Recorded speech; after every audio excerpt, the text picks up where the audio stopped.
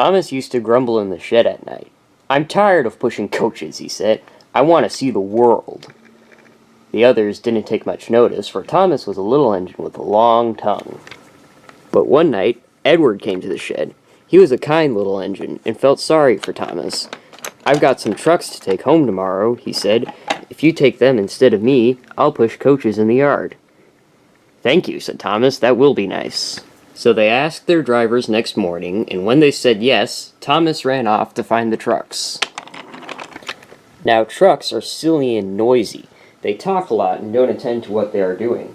They don't listen to their engine, and when he stops, they bump into each other screaming, "Oh, oh, oh, whatever is happening?"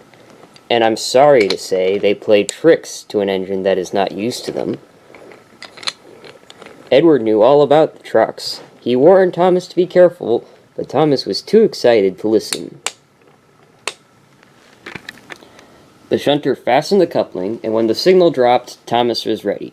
The guard blew his whistle. "Peep, peep," answered Thomas, and started off. But the trucks weren't ready. "Oh, oh, oh," they screamed as their couplings tightened. "Wait, Thomas, wait." But Thomas wouldn't wait. Come on," he puffed, and the trucks grumbled slowly out of the siding onto the main line. Thomas was happy. Come along," he puffed. All right, don't fuss, grumbled the trucks.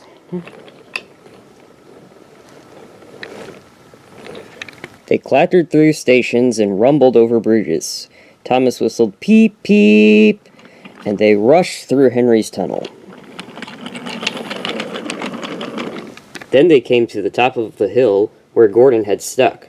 "Steady now, steady," warned his driver, and he shut off steam and began to put on the brakes. We're stopping," called Thomas. "No, no," answered the trucks, and bumped into each other. Go on," and before his driver could stop them, they had pushed Thomas down the hill, and were rattling and laughing behind him. And poor Thomas tried to stop them from making him go too fast. Stop pushing, he hissed. But the trucks took no notice. Go on, they giggled in their silly ways. He was glad when they got to the bottom. Then he saw in front the place where they had to stop. "Oh dear, what shall I do?"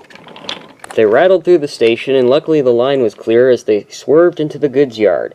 "I must stop," and he shut his eyes tight. When he opened them, he saw he had stopped just in front of the buffers. And there, watching him, was the fat director. "What are you doing here, Thomas?" he asked sternly. "I've brought Edward's trucks," Thomas answered. "Why did you come so fast?" "I didn't mean to. I was pushed," said Thomas sadly. "Haven't you pulled trucks before?" "No." "Then you've a lot to learn about trucks, little Thomas. They are silly things and must be kept in their place. After pushing them about here for a few weeks, you'll know almost as much about them as Edward. Then you will be a really useful engine."